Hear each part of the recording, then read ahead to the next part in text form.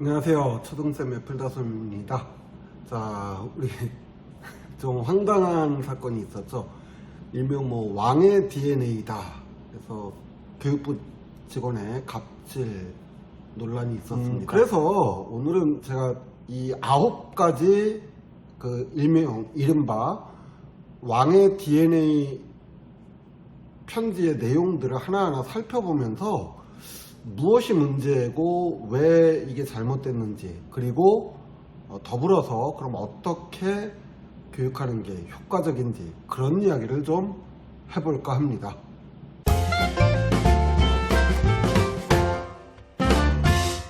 자, 먼저 첫 번째로 나온 게 하지마, 안돼, 그만 등 제지하는 말을 절대 하지 말라고 합니다.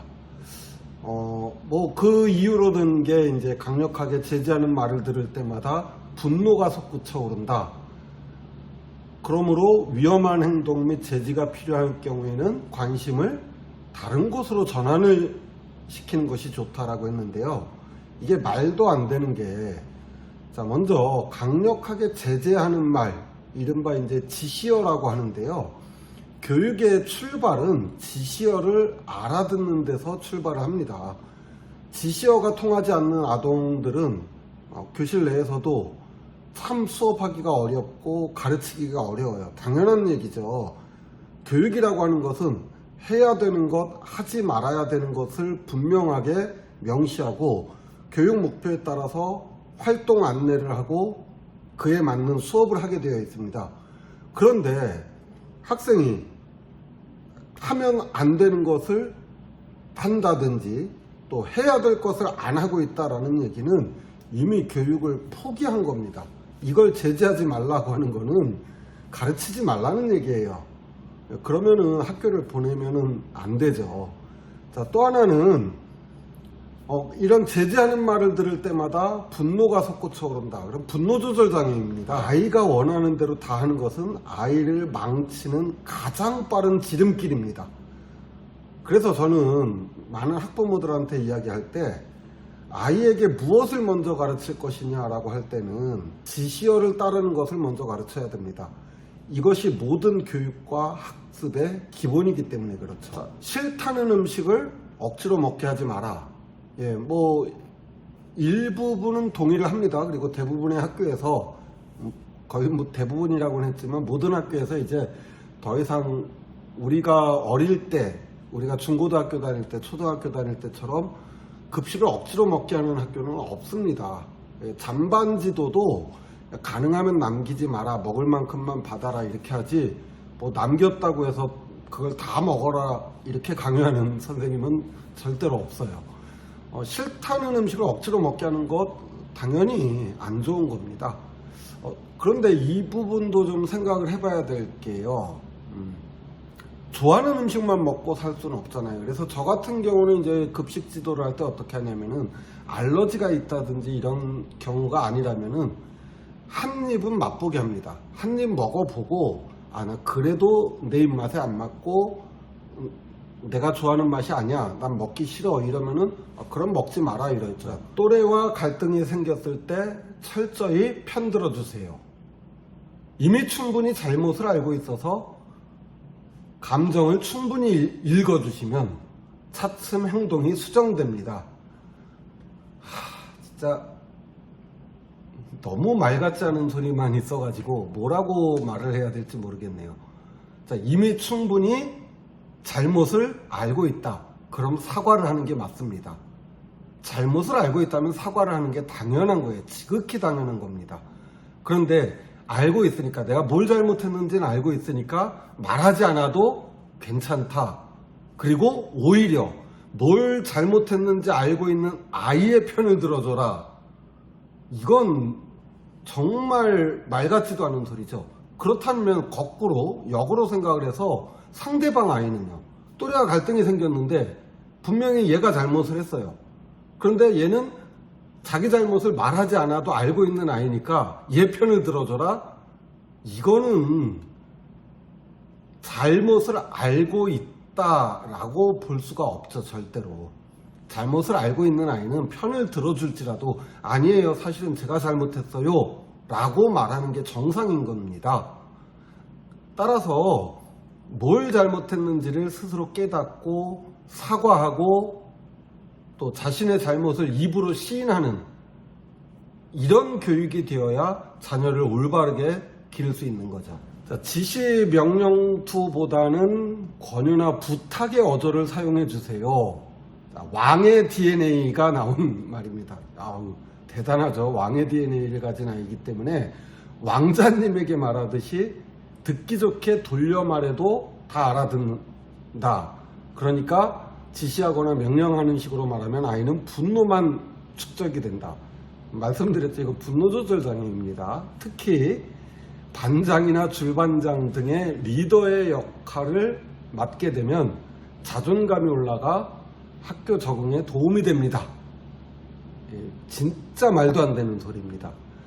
만일 이 아이가 정말로 이런 성향을 가져서 정말 왕의 DNA를 가져서 뭐 직접적으로 제지하는 말에는 분노만 표출하고 돌려 말하고 부드럽게 말해야지만 알아듣는다. 그럼 절대 리더를 시켜서는 안 됩니다. 이런 아이가 리더가 되면 망해요. 리더는 자신의 분노를 다스릴 줄도 알아야 되고요. 자신의 욕구도 누를 줄 알아야 됩니다. 그런 사람이 리더가 되는 거예요. 왕의 DNA를 가진 아이기 때문에 돌려 말해도 알아듣는다. 알아듣는다라는 말은요, 알고서 자신의 행동을 교정하는 사람을 우리가 알아들었다라고 하죠. 돌려 말해도 알아듣는다. 좋게 말해도 알아듣는다. 이거는 정말 구차한 변명에 불과합니다. 자, 표현이 강하고 과장되게 표현한다라고 했습니다. 그렇기 때문에 뭐 학교가 지옥이다, 학교를 폭발하고 싶다 등은 학교 가기 힘들고 무섭다라는 표현이니까 80%는 버리고 20% 정도로 해석하시면 됩니다. 이렇게 했어요. 자, 그러면은 이거를 정말 말도 안 되는 얘기기는 한데, 아이가 부드럽게 해도 될 말 또는 자신의 어떤 의사를 표현을 하는데 아주 뭐 학교가 지옥이다, 학교를 폭발하고 싶다 정도로 강하게 표현하는 것을 이걸 정상이라고 받아들일 수 있을까 하는 부분을 생각을 해봐야 됩니다. 정상적인 아이들이라면요, 아주 강하게 표현해봤자 아유 싫어, 너무 싫어 이렇게 표현을 하지, 뭐 학교를 폭발하고 싶다 이렇게 말하지 않죠. 그리고 그렇게 말하는 것을 아이가 과장되게 표현하는 거니까 한 80%는 버리고 20%만 받아들여 줬으면 좋겠다. 그렇다는 얘기는 아이의 욕구도 20%만 받아들이면 되겠네요. 그죠? 이게 뭐 반박의 여지 자체가 없습니다. 말도 안 되는 소리죠. 칭찬과 사과에 메말라 있습니다. 그러니까 칭찬을 많이 해주고 또 사과는 진지하게 자주 해라. 예, 좋은 방법입니다. 아주 좋은 교육 방법이에요. 아이가 그렇게 하도록 하는 게요. 아이에게 칭찬을 하는 거 맞아요. 칭찬은 뭐 고래도 춤추게 한다. 그런데 이 칭찬이라고 하는 것은 정당한 칭찬일 때 힘을 발휘합니다. 정확하게 말하면은 칭찬은 격려를 동반을 해야 돼요. 와, 하기 싫었는데 이걸 했구나. 잘했어. 다음에는 더 잘할 수 있겠는데? 이것이 칭찬이고 격려예요. 무조건적인 칭찬은 오히려 아이를 병들게 하고 다른 사람과의 공감 능력을 떨어뜨리게 되죠. 자, 회화에는 강점이고 수학에는 취약하니까 뭐 뇌세포가 활성화될 때까지는 쓰기와 수학 등 학습에 대해 강의하는 것은 자제를 부탁드립니다.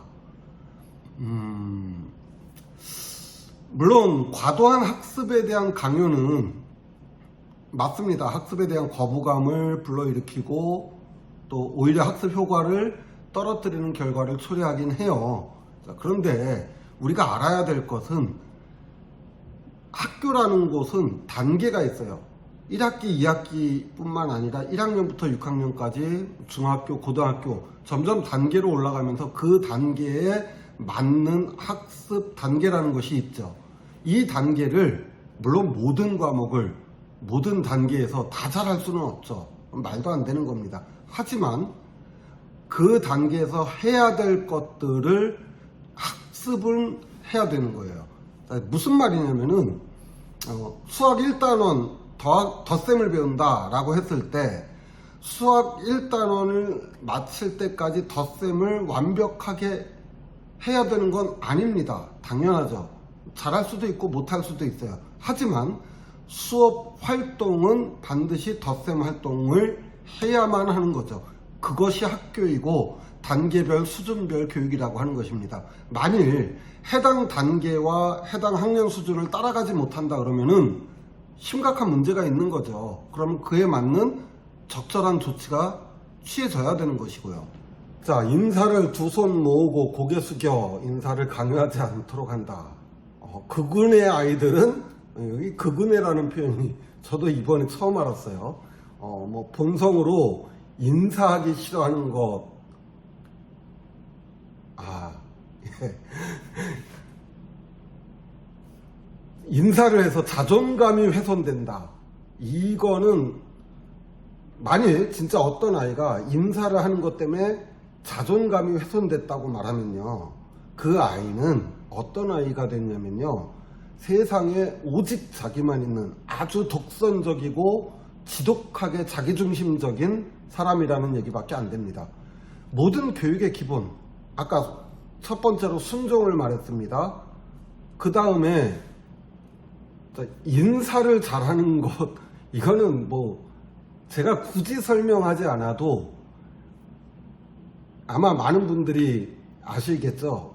인사를 하는 것은 가장 기본 중에 기본입니다. 인간관계를 맺는 가장 기본이죠.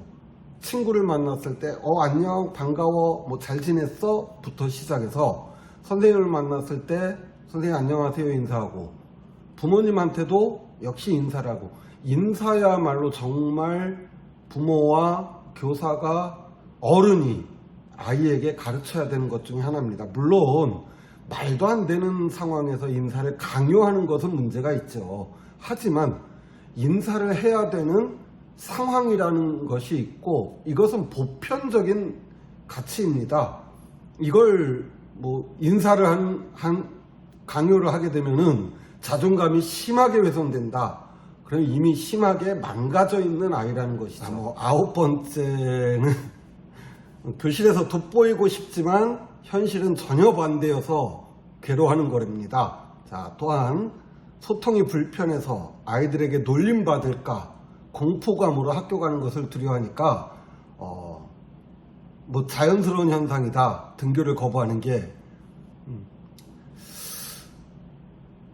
많은 학생들이 학교 가는 걸 싫어하죠. 당연합니다. 방학을 하면은 아이들은 막 좋다고 난리치고, 야 내일 학교 쉬는 날이야 이러면 또 좋다고 난리칩니다. 뭐 모든 아이가 다 그래요. 그렇다고 해서 그럼 학교 가지 마 이렇지 않잖아요. 우리는 의무교육이기도 하고 보편교육이고 보통교육입니다. 따라서 누구나 해당 연령에 맞는 교육을 받는 거죠. 그것이 의무교육이고 보통교육인 것입니다. 등교를 거부하죠. 당연히 가기 싫다고 표현합니다. 많은 아이들이 학교 가기 싫어 이러면서 월요일 아침만 되면 또는 일요일 저녁만 되면은 내일 학교 가야 돼 막 이러는데, 그래? 그렇게 싫으면 가지 마 이러는 부모를 우리는 정상이라고 할까요? 아니면은 학교 선생님이 아이가 학교 오는 것을 너무 힘들어해, 너무 말 그대로 이제 공포감으로 두려워요. 그럼 예 어머니 얘는 학교 오는 거 싫어하니까 학교 보내지 마세요 이렇게 표현을 할까요? 말도 안 되는 소리죠. 자, 이렇게 화제가 됐던 왕의 DNA 편지를 좀 가지고 이야기를 해봤습니다. 근데요, 사실은 정도의 차이만 있지 많은 부모님들이 이제 학년 초에 아동기초조사서를 보내면서 이제 학생의 기본적인 가족관계부터 시작해서 이제 담임 선생님에게 하고 싶은 말을 한마디 적게끔 되어 있는데, 가장 많이 적히는 내용들이 표현만 다르지 이 왕의 DNA의 뭐랄까 순한 맛 버전이라고 할까요? 뭐 대표적인 게 이런 게 있습니다. 뭐 야단치기보다는 부드러운 말로 타이르면 잘 듣습니다. 야단치지 말라는 얘기죠. 예, 뭐 그런 것도 있고요. 또 뭐 큰 소리를 내면은 아이가 뭐 예민하게 반응하니까 큰 소리 내지 않도록 해주세요. 사실은 이런 요구 사항들은 학년 초에 굉장히 많이 들어와요. 자, 그런 요구 사항들이 다 나쁜 건 아닙니다. 뭐 담임 선생님으로서 학생에 대해서 어떤 성향을 가지고 있는 아이다라는 것을 알 수 있는 좋은 하나의 방법이 될 수도 있고, 또 가르치는 데 있어서 교육 활동을 하는 데 있어서 많이 참고가 되기도 합니다. 그러니까 아동기초조사서에 이런 걸 쓰지 말라는 건 아니에요. 다만 이제 그런 것들을 뭐 어떤 이번 건에처럼 강요하거나 선생님한테 정보를 주는 차원을 넘어서서 우리 아이는 이런 아이니까 이렇게 해야 된다라고 그렇게 쓴다면 문제가 되겠죠. 자, 이렇게 해서 오늘은 이제 왕의 DNA 편지를 좀 들여다보면서 어떻게 자녀를 양육해야 좋을지 생각해보는 시간을 가졌습니다. 시청해주셔서 감사합니다.